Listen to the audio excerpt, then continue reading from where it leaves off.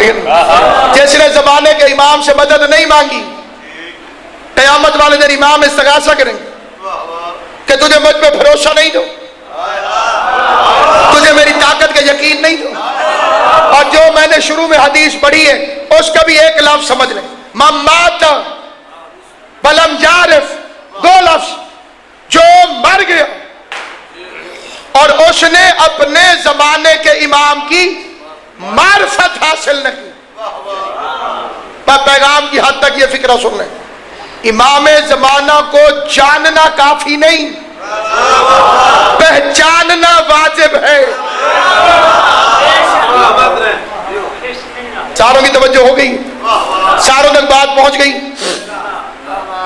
من مات ولم یعرف، یعرف کا کیا مطلب ہے؟ جس نے معرفت حاصل نہیں، جس نے پہچانا نہیں، جس نے معرفت حاصل نہیں کی، پھر کیا ہوگا؟ مات، فقد مات میتتن جاہلیہ، تو وہ مر گیا تو کون سی موت مرا؟ نہیں، جہالت نہیں، یہ لفظ توجہ والا، جاہلیت کی موت مرا۔ جہالت اور ہے، جاہلیت اور ہے۔ یہ اسی طرح سے ترجمہ کر کے ہم مولی لا کے بھی گزر جاتے ہیں، جہالت کی موت مرا۔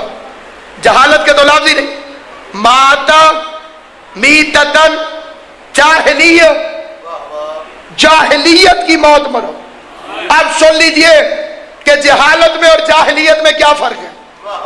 اگر اس زمانے میں کسی بندے کو نماز نہیں آتی تو وہ جاہل ہے، اور اگر کوئی محمد مصطفیٰ کے آنے سے پہلے مر جائے تو جاہلیت ہے۔ یعنی جس نے امام زمانہ کی معرفت حاصل نہیں کی، اس کے لیے نہ محمد آئے، نہ وحی آئی، نہ قرآن آیا، نہ نماز آئی، نہ روزہ۔